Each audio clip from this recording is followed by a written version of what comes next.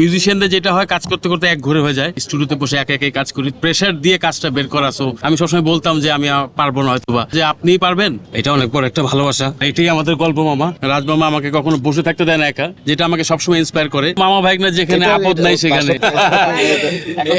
মিউজিশিয়ানদের যেটা হয় কাজ করতে করতে এক ঘরে হয়ে যায়। সো আমি সবসময় স্টুডিওতে বসে একা একাই কাজ করি। তো রাজ মামা আমাকে খোঁচায় খোঁচায় এরকম একটা প্রজেক্টে নিয়ে আসা এবং এরকম প্রেসার দিয়ে কাজটা বের করা। সো আমি সবসময় বলতাম যে আমি পারবো না, হয়তোবা লাইক প্রফেশনালিজম যে জিনিসটা অনেক ভালো কাজ করতে হবে। সো রাজমা বলছে যে আপনিই পারবেন, আপনি জাস্ট কাজ করে যান।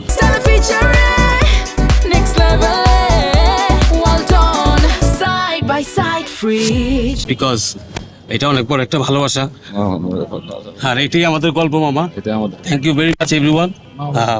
কানি গাই একটু পরে। Thank you. আমি কি বলবো, রাজমামার কথা বলতে গেলে মানে আমাদের স্মৃতিটা আমি 2-1 মিনিটে একটু যদি শেয়ার করি। যে একটা তো বললাম ইমোশনাল, বাট খুশির পার্ট হচ্ছে এটা যে রাজমামা আমাকে কখনো বসে থাকতে দেয় না একা। যে কি করেন, কিছু একটা করার কথা সবসময় বলে, যেটা আমাকে সবসময় ইন্সপায়ার করে। আর আমি কিছু একটা করার পরে ওই কাজটা ফেলে দেয় না, যে এটার থেকে দেখি কিছু একটা করা যায় কিনা। সেই জিনিসটা অনেক অনেক ধন্যবাদ রাজমামাকে আবারও। আর হচ্ছে আমার পুরা আমাদের গল্পের সম্পূর্ণ আমাদের টিম মেম্বার যারা আছেন সবাইকে আমি ধন্যবাদ দিতে চাই। এটা আসলে যেরকম রাজমামা আমাকে কাজটা দিয়ে দিয়েছেন, আর এই যে মাহমুদ মঞ্জুর সাহেব এত সুন্দর লেখা, আসলে আমাদের গল্প গানটা এত সুন্দর লেখা, আপনাকে আবারও সালাম, অনেক সুন্দর লেখা। আর আমার পুরো টিমকে আমি ধন্যবাদ দিতে চাই। আর মামা আপনি কিছু বলেন, আমি তো আপনার মতো নার্ভাস হয়ে যাই।